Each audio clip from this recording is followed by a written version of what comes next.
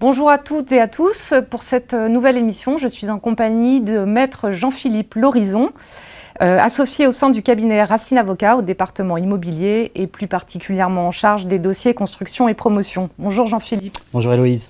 Dans une précédente émission, vous aviez détaillé l'incidence de la crise sanitaire et des confinements sur les chantiers.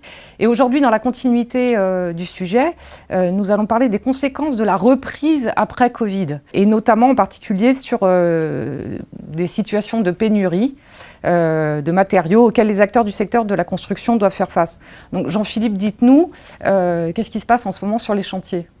Eh bien, on connaît effectivement de sérieuses difficultés d'approvisionnement sur les chantiers en ce moment, et ce, d'abord du fait d'une augmentation importante du prix des matières premières, et d'autre part, on constate un allongement très important des délais d'approvisionnement sur les chantiers, voire des cas de rupture de stock ou d'absence totale d'engagement des fournisseurs sur des délais de livraison.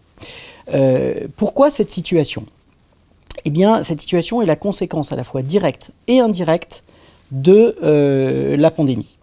En effet, conséquence directe dans la mesure où, compte tenu de la crise sanitaire et des confinements qu'elle a engendrés, eh bien, les usines étaient à l'arrêt et donc on n'a plus de stock.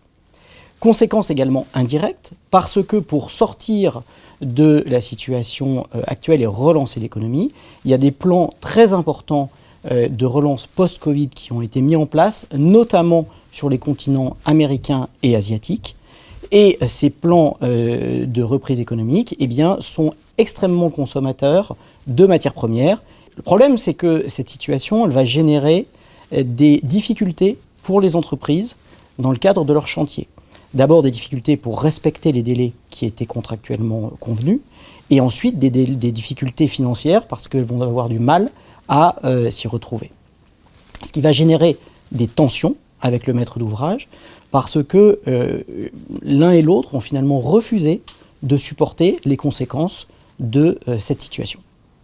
Et du coup, est-ce qu'il existe un moyen de sortir de ces points de tension ? Est-ce qu'il y a quelque chose qui peut être mis en place pour limiter ces tensions ?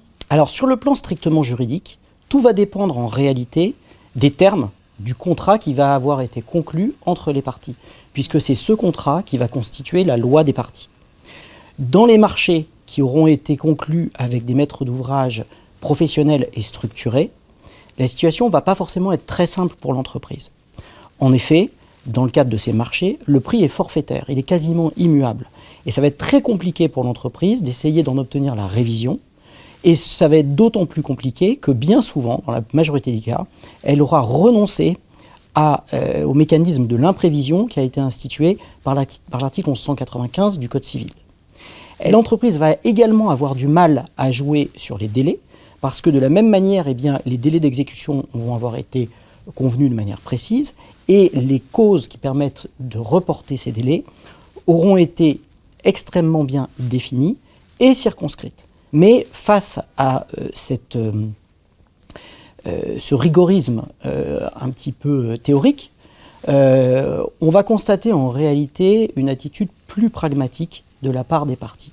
Pourquoi ?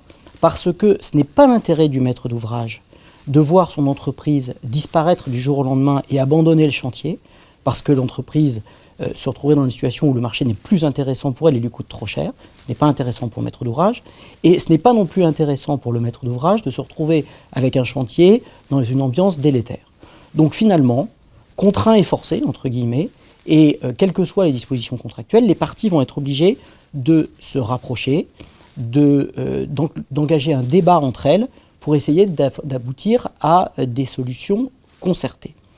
Dans ce cadre-là, effectivement, elles peuvent agir sur deux leviers.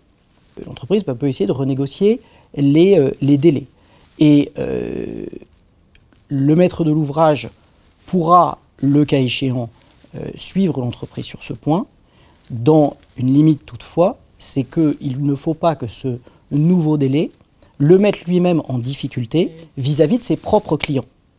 Ça, c'est la première piste. La deuxième piste, c'est une participation financière du maître d'ouvrage au surcoût. Ça sera négocié au cas par cas.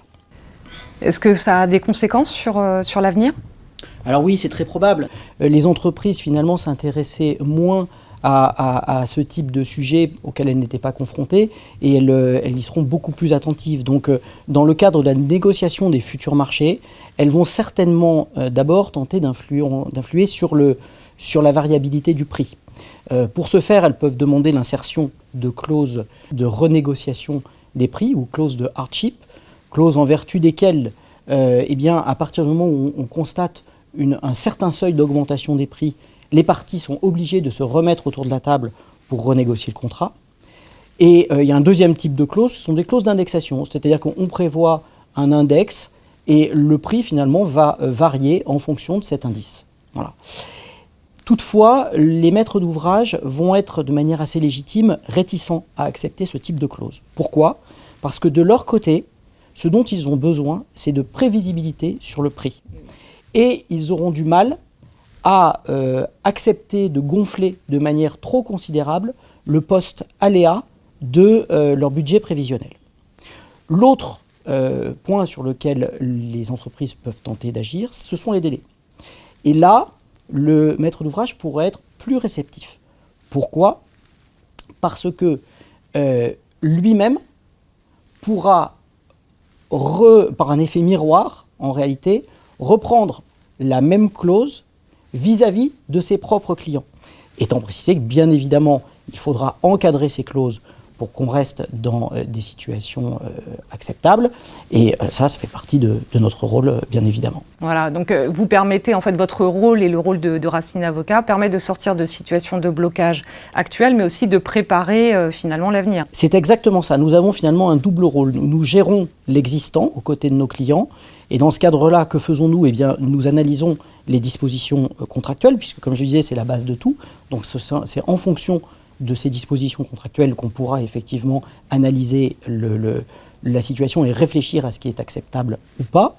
Et ensuite, nous sommes aux côtés de nos clients pour renégocier de nouvelles solutions avec les entreprises. Ça, finalement, c'est la partie du travail qui porte sur les contrats qui ont déjà été conclus.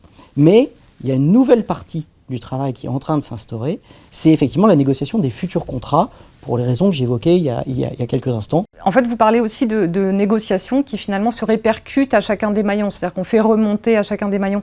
Et du coup, quel est le profil de vos clients ? Est-ce que c'est toute la chaîne ou est-ce que vous avez des profils en particulier ? Alors, on travaille en grande partie pour des maîtres d'ouvrage. Ces maîtres d'ouvrage, ce sont des maîtres d'ouvrage professionnels, soit des pure players de l'immobilier, comme des promoteurs, soit de très grands utilisateurs de l'immobilier qui construisent beaucoup, mais pour leurs propres besoins.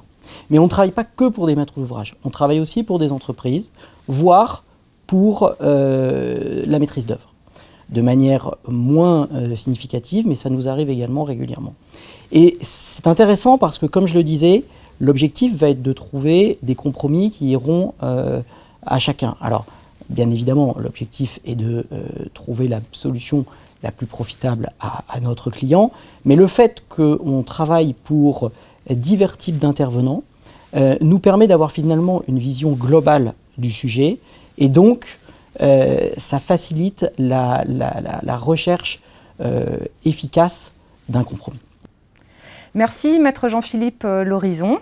Merci également à Racine Avocat de nous avoir accueillis aujourd'hui. C'était un plaisir. Pour parler de cet après et des conséquences finalement durables dans les relations entre maîtres d'ouvrage et entreprises. Merci à vous de nous avoir suivis et à bientôt pour une prochaine émission sur Business Immo.